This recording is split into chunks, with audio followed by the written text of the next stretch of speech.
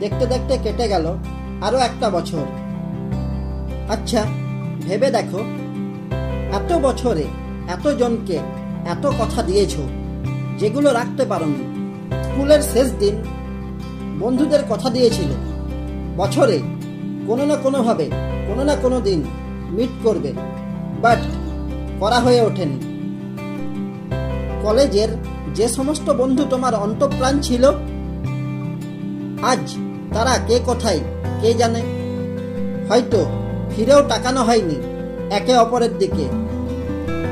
অন্য শহরে গিয়ে যখন প্রথম চাকরি জয়েন করলে, পিঙ্কির হাতটা শক্ত করে ধরে বলেছিলে দিনে অন্ততপক্ষে একবার ফোন করবে, কিন্তু তুমি কথা রাখোনি। চাকরি চেঞ্জ করার সময় কলিগদের বলেছিলে বছরে অন্ততপক্ষে একবার মিট করবে, কিন্তু হয়ে ওঠেনি। কত প্রমিস তোমার কাছের মানুষকে দেওয়া কথা তোমার 100টা এক্সকিউজের মাঝে কোথাও যেন হারিয়ে গেছে। দেখতে দেখতে আরো একটা নিউ ইয়ার সেলিব্রেশনের দিকে পা বাড়াচ্ছি আমরা। আগামী কয়েকটা দিন উৎসবে মেতে উঠবে গোটা শহর।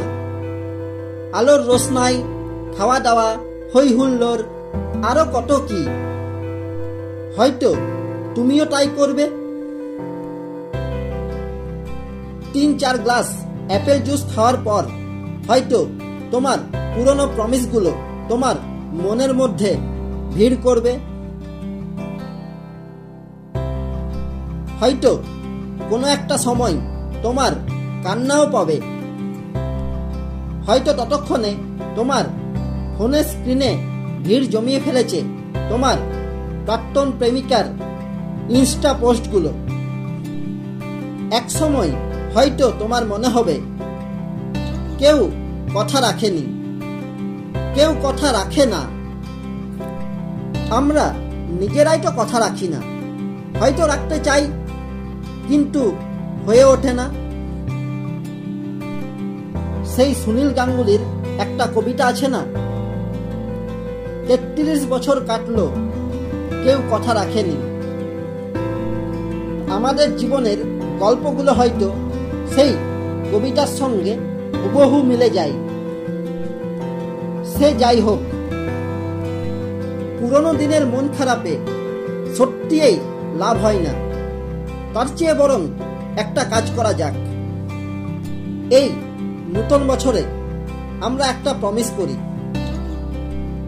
চলো আমাদের পুরনো সম্পর্কের ভেঙে যাওয়া কাঁচগুলোকে আবার একবার জোড়া লাগানোর চেষ্টা করি।